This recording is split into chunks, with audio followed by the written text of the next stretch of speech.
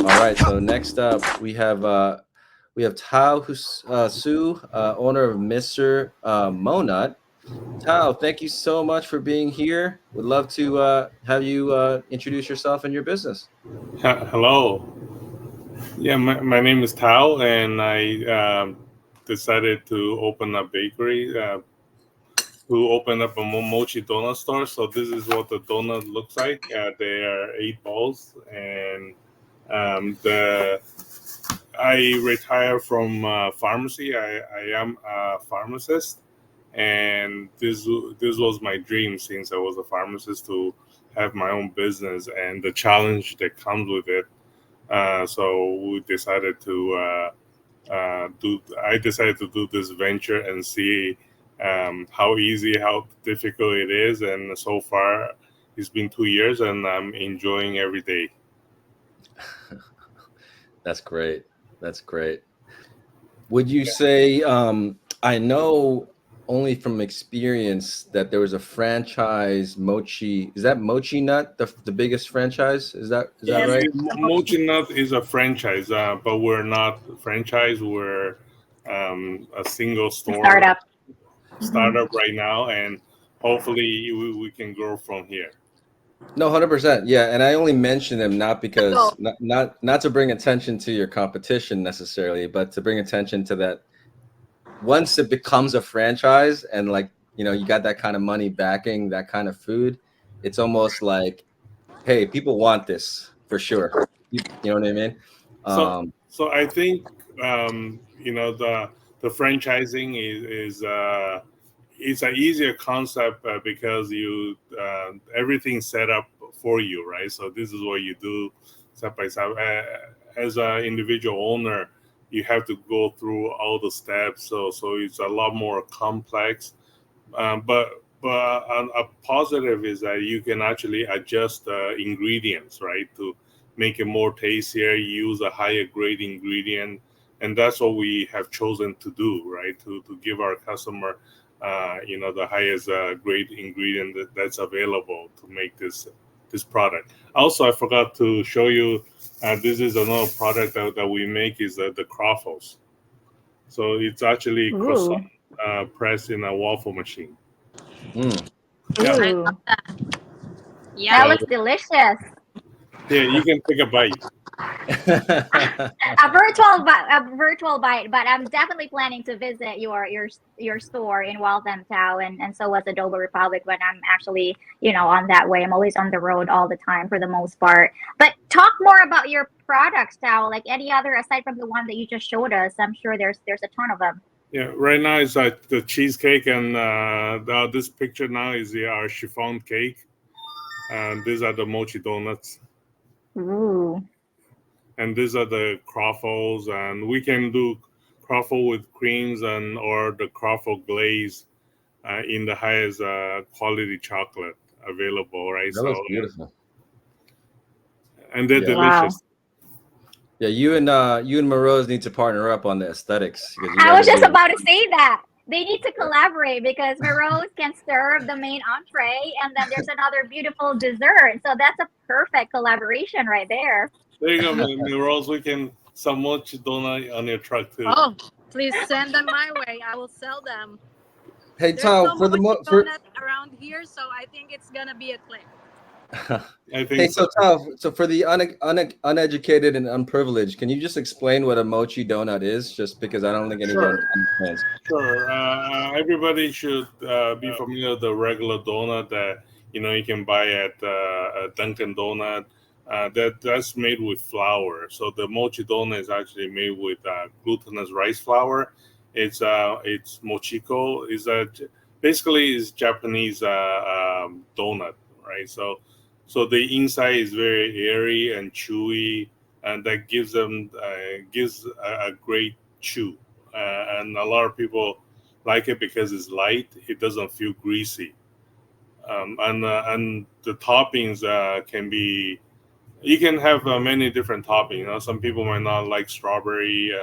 Some people may like taro. So the topping is customizable to the people's taste. So that's what makes it great because everybody has a favorite taste, and we can customize to that taste.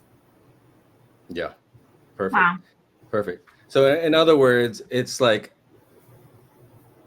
I mean, it's almost like trying to be a healthier donut, basically, because because it's gluten I free, right? always tell people that if you don't think about it, there's no calories.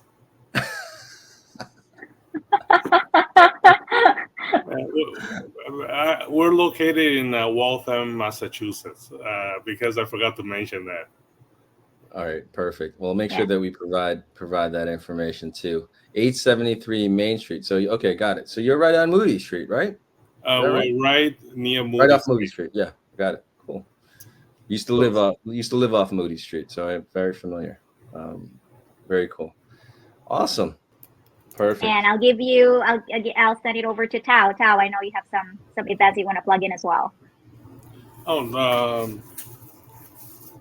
our events is basically we cater to a lot of companies. If you work in a company and you want something different for your office, give us a try. You can visit us on our website and send me a form or just send me a phone number and I'll contact you.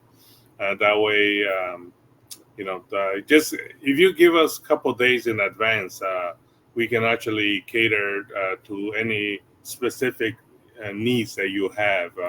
Like different flavors, color scheme of your company. We did a event for a company that they just changed their whole logo, and so we made the donuts the color that they wanted, and they were very excited. And also weddings. Somebody actually ordered from us for their wedding event, and that was quite interesting. And so we can basically do everything, but of course we just need a few days ahead notice.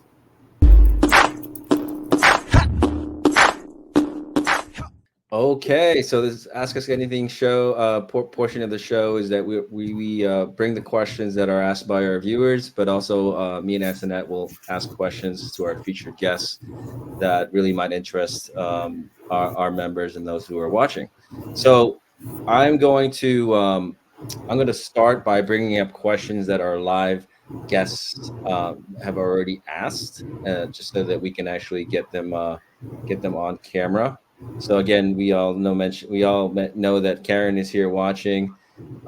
Charles, thank you so much for being a part here. We want to ask you as well, Tao. What's next? I mean, maybe 2 years. I mean, 2 years seems like an infancy in business. It might seem like you just started, but what are the next big plans for Mr. Monut? Well, my plan is I'll always innovating. I still love traveling, so I'm still going to see what's around the world and probably introduce new product every half a year to our operations and to open another store. I think I will focus on the store and bring the products to the community from the store, and I don't anticipate expanding or being a franchise. This way I have better control and more focus towards this one business. Got it. All right, perfect. Yeah, that's everyone knows their business best. So thank you so much for sharing that. So perfect. I'm gonna just go down the list here of anything else that we might have here. So this was an interesting one. Charles wants to know. Charles says, do they taste like Krispy Kreme donuts or better? Tao, I think you should. I think that's a softball question. You can say what is it like? What is the Mister Monut So taste like? the answer is Krispy Kreme. Of course, it's a legend, right? Everybody knows Krispy Kreme. So our donuts is different than Krispy Kreme. So when you bite into it, it's different. It all depends on your taste. So for the mochi donut, and you just have to like mochi, which a lot of people do. But just to be completely transparent, is that some people may not like it, right? It's just like some people may not like Krispy Kreme, right? So it's both ways. I think it's acquired chewiness, but it's more familiar to a lot of people. The mochi donut. So I think if you say if it tastes better or not, I think that it tastes really good, but it's a different type of taste than Krispy Kreme. That's my answer to that question. Yeah, no, for sure, absolutely. I You think, need to try it to know. yeah, Do you no, give samples like those, tiny ice cream that you go to? We actually do. We're one of the few Ooh, places that have you seen the mochi donut? They're cut into 8 pieces. They're actually it's 8 balls, so we cut it into 8 pieces, and we give a piece to each customer that comes in. that's awesome. I'll be right that's there after the show. that's great. And I think this comment was meant for you. Well, I'm going to put that on my list to visit. So, Hmm. but Christopher, you might have a new customer there. So yeah, thank you so much. I feel like entrepreneurs like yourselves have the opportunity, because really it's just resourcefulness, you guys, right? Like creating a business is all just about being able to find the answer to that you need in order to get it done. Why did you pick this specific business? What made it, what made it stand out as something, you wanted to do? So Tao, if you could just elaborate, that'd be great for us to know. Yeah. So I picked this business because I actually enjoy seeing people with a smile. When they try the product, and a lot of people have sweet tooth, and after they take a bite or try the product, I get a lot of comments saying that this place is very dangerous, right? It's just like some, sounds like a bomb or something is gonna blow up, but I finally understood that it's dangerous because they're gonna gain weight, or but the reason I'm doing it is because it does bring a smile to people's face, and that's gratifying to me. Mm, Yeah. yeah, no, that's perfect. I can completely understand. Growing up, one of my favorite things to do, and one of the most favorite things that I did growing up was being a barista at a coffee shop. Everyone loved their coffee, right? So, and they thank you so much, and you get to meet so many different people, and it really just interacting with clients. So that's amazing. Yeah, thank you for sharing that, Tao. Yeah. Um, That's awesome. And it's what they say, cooking and food is a way of expressing yourself. And by just listening to all the story that the both of you shared, I'm actually seeing a common theme. It's creativity and excellence. Because you mm, are both of you are very creative in what you do, and you always wanted to provide excellent product to your customers. So that's awesome. I just realized how, because you mentioned about, yeah, by the way, thank you for educating us about the difference of a franchise and starting your own business from ground up. Thank you for educating us about that one. But I also wanted to ask you, and you mentioned this, what are the challenges that you've encountered in your business, and how did you overcome it? We would be very curious to know. Sure. The challenge is if somebody wants to start their own bakery. This is my experience is that you actually do need quite a sufficient amount of funds, liquid fund to be able to do that, because you gotta invest in equipment. Equipment are not cheap for this type of stores, and also the biggest challenge was the rent, right?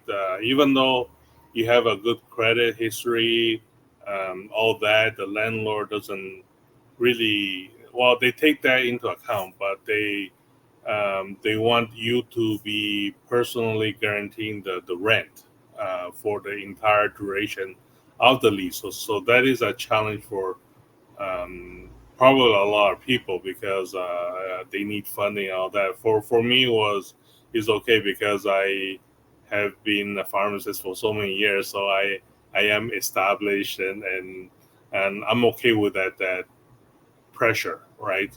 Per se, and so the biggest challenge is actually funding, and also you need to really shop around for the cost of things. You cannot just have a vendor tell you that it's going to be this much money and then you just pay for it, right? Whereas the other vendor will sell it to you for 20% cheaper, because if you keep buying it, it's going to cost you a lot more money, extra money in the long term. So shop around, make sure before you start that you have funding to do what you want to do. Great. Perfect. Awesome. Perfect. Thank you. That's sound advice. Especially for someone looking forward to serve. So it's one thing to open the business. It's another to stay in the business. And right. They say that if you can get to 5 years, you have a better chance of continuing to be in business. But until then, it's like, it's all hands on deck and just do what you got to do to survive. Yeah, a lot of hard work. Yeah. If I may add to that is, I think that the first 2 years, a year and a half will be your toughest challenge, right? Because that's when you're learning a lot of things. A lot of things come up when you start a business, but after that, should be pretty smooth sailing. If you can make it to at least a year and a half or 2 years, I think that will be smooth sailing for you afterwards. Whew, wow. Yeah. Wow. I never get tired of hearing stories like Tau and Morosis. How about you? Yes. Yeah, me too. It also makes it look more appetizing because we're talking about food and desserts and pastry. But food is love, right? Food is love. That's what I've said. It's a way of cooking, and food is a way of expressing yourself. And they're able to share their story about excellence and their creativity and their passion for the work that they do. Not to mention the hard work that comes along with it. Absolutely. So what would you say that your takeaway is from today, from hearing both of these entrepreneurs discuss? Yeah, I think it's never give up on your passion, because with Tau, he was an established pharmacist. You're making, at least you're established, you're ready, you're financially stable, you're in the healthcare industry, but that's something that he really wanted to do. And he's already retired, and look at him now. He started his business from ground up, and he's doing well. Thank you, everyone. Salamat, and we'll see you next week. Let's make it happen. Make it happen. Filipino, Filipino, Filipino, Filipino. Hoy pare, pakinggan niyo ako.